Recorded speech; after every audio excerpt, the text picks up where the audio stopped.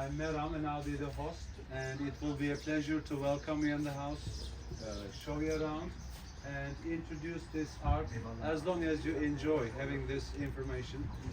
So I was planning to start with the silk process. I mean, how we get silk off the cocoons. So we are not really interested in making thousands of rugs, but we just want to make the originals. Today, you might have heard of, there is kind of a product like machine-made rugs all over the world, or I started hearing half machine, half hand. I don't know what that means after 35 years experience. Really, I don't know what that means.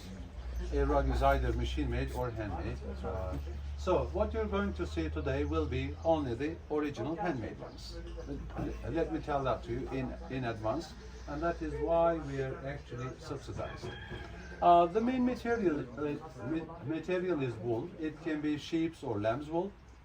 We use Angora goat here, and Angora is fine wool, comparable to merino. By the way, it's quite fine wool, and we use silk and cotton. And silk will make, I think, 5 or 6% of our total production, not more. And if we go back to really 20 years ago, we had more than 150 extended families specialized at making of pure silk rugs only.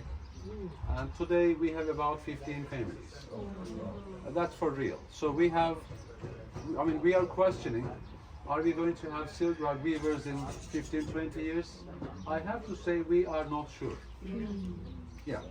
So, the technical part is a bit complicated, is a bit long, but with your permission, I want to keep this really basic and short. But if you are interested to hear about details, just feel free to stop me anytime, okay, and ask your questions. So we start with the moth, and simply they lay eggs. Those eggs evolve, change in the physical shape, metamorphosis in biology, and they become silkworms. And we feed them with mulberry leaves. That's their best and the only food. That will take approximately 6 weeks, and then within an extra 3 to 5 days of time, they cocoon themselves and finish with this final shape. So once upon a time, this was the caterpillar. And each, well, we can hear there is something inside. It's this larva here. So that is the larva. So, see? So once upon a time, this was the caterpillar. So, we feed these silkworms with mulberry leaves for about 6 weeks, and then after that period, they cocoon themselves and finish with this final shape. And we collect them and keep some of them indoors.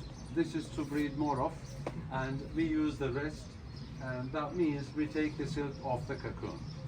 So once we want to take the silk off, are mostly laid outdoors under sunlight, or they can be put through steam treatment, because those two treatments will not allow the larva develop.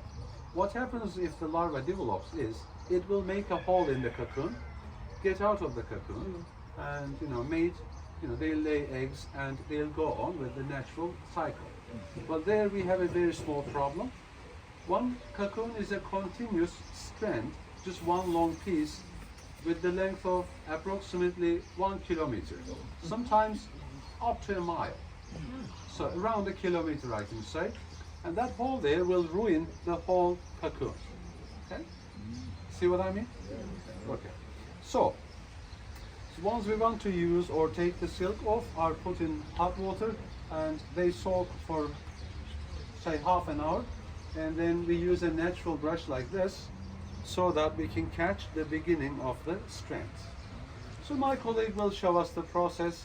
If you guests have never seen this, may I suggest you make your cameras ready if you have. This part is a bit interesting. And personally, I watched this done so many times in my life, but I still find this interesting. I still enjoy watching it.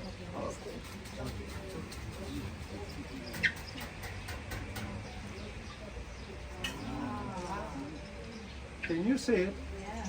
Can you see it? So you have multiple strands there. I would say, I think 15 to 20 strands. But in weaving, we have different standards. I mean, sometimes we have to make average quality rugs, sometimes fine quality, and sometimes super fine quality. There are different categories of quality, and that choice for quality will determine the quantity of the strands going into each thread. So we'll. So we can see them unravel in this container right now.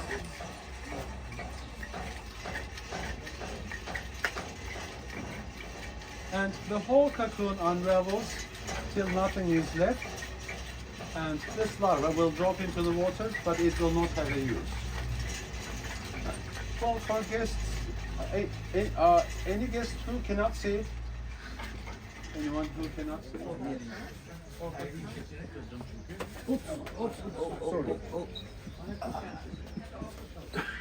Our best weavers say Nuran. The biggest, well, I was saying we are specialized at. Ma'am, would you like to?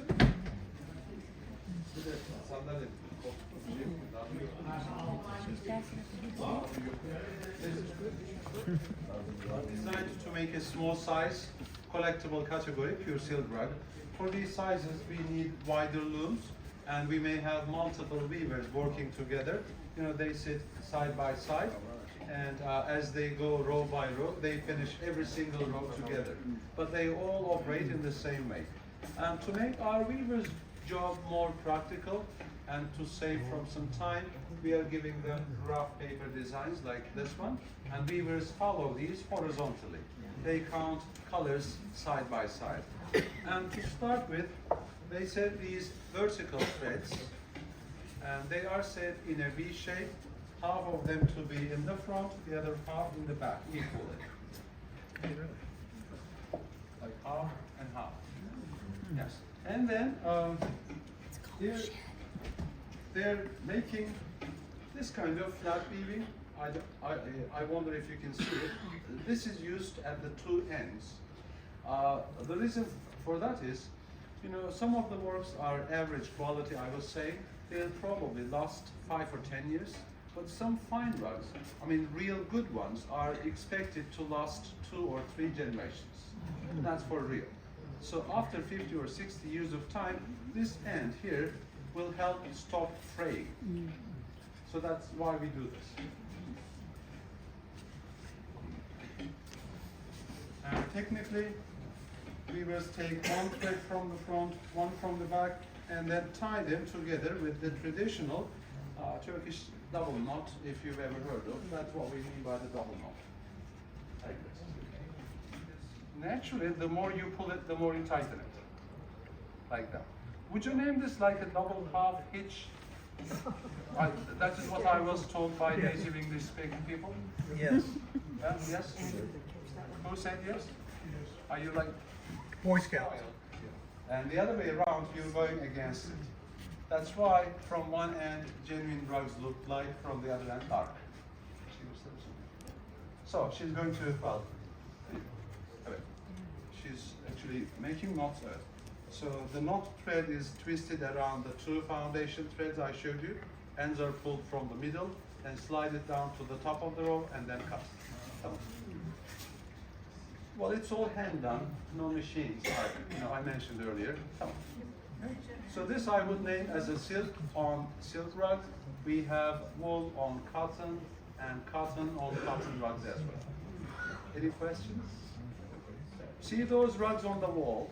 Those frameworks are made by one of our families that has its name in the Guinness Book of Records, by the way. We are proud of that family. So those are for collectors. Standard rugs are like with 100 knots to a square inch, approximately. Fine ones do start from 180 to a square inch. So extreme ones start from 300. This has 1,000. Yeah, so different quality standards. T.G. Brown. Yes, that's what I meant. So the other signature work is this one. floral, and one other version of the floral with beautiful turquoise colors. This is synthetic and chemical colored. This is natural. One is not better or worse than the other, by the way. The coloring is depending on how much time you take for the dyeing process. So, beautiful rug. Take a look at this. This is one of our wow rugs. Check it out. So, and all rugs change color, by the way. Did you know that? All of them. You know, I mentioned earlier because of the gnat.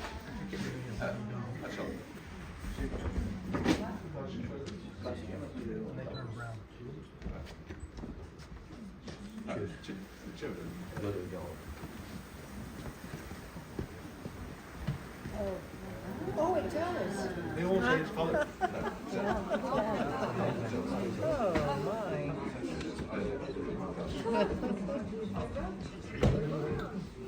So,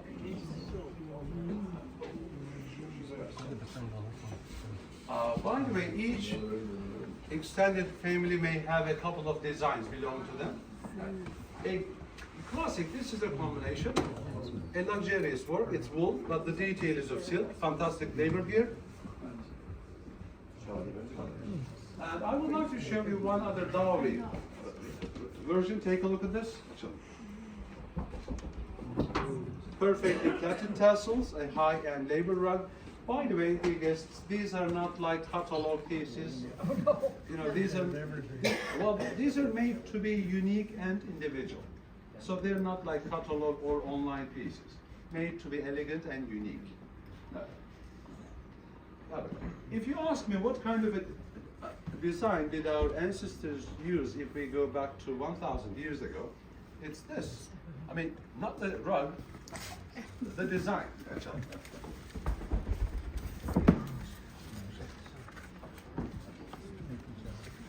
Let's get a short break on the rest so that voice can hear.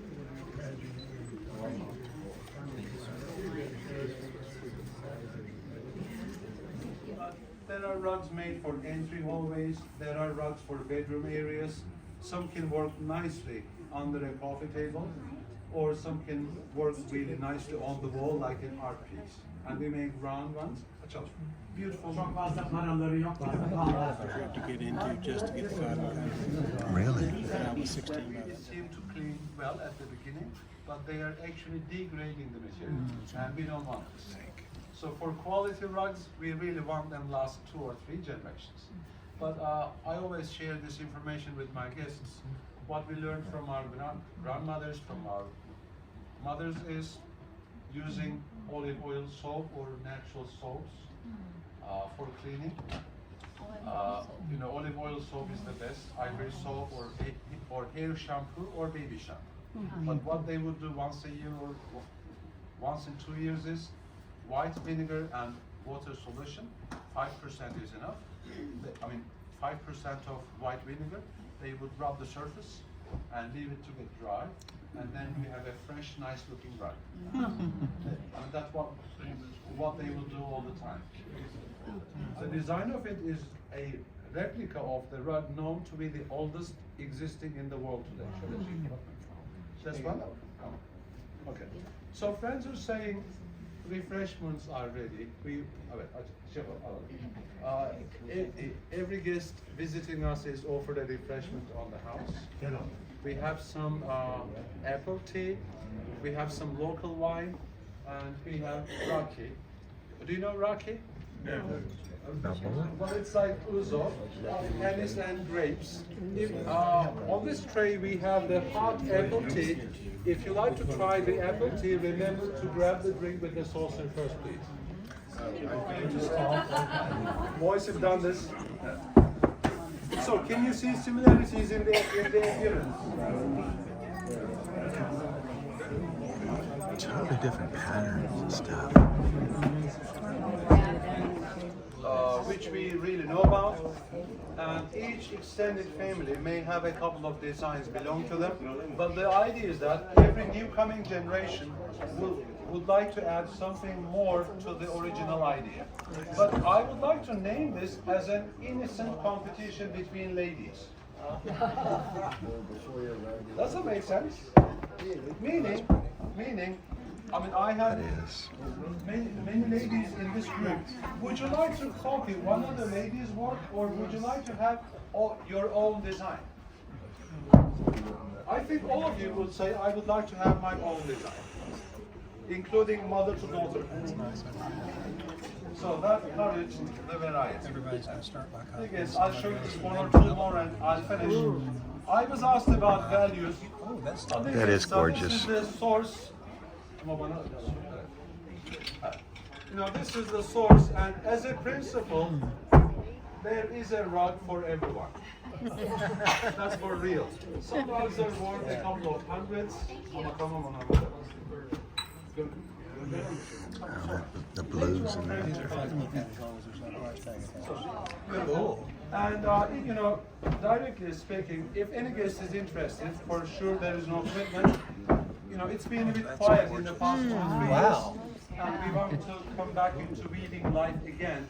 So on different types of rugs, we really have great. Really changed color. I can say right now, from 10 to 25%, there will be discounts on different type of rugs. Just feel free to find out. Wow. That was more like a show off. I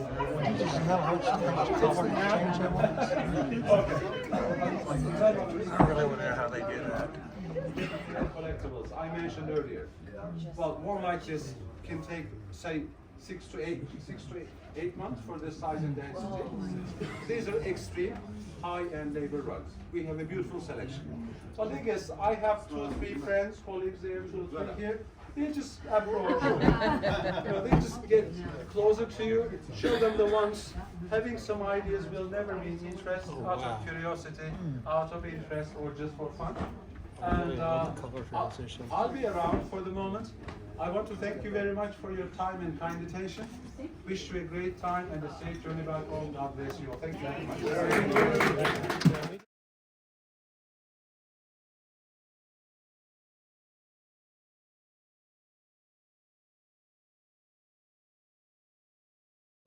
Swallow nests everywhere. Swallows, they come and see us every year, and those nests are everywhere, including sometimes the washrooms, restrooms. So, but they're harmless. But they keep coming every year. They're feeling safe here. So they're not like scary or frightening. They're harmless. Okay. Let's just clean the turn. You remember 60, 80 of them, that's correct. Once they have all these perfect, so they will get this yarn, silk yarn, and but these are kind of thin, still thin.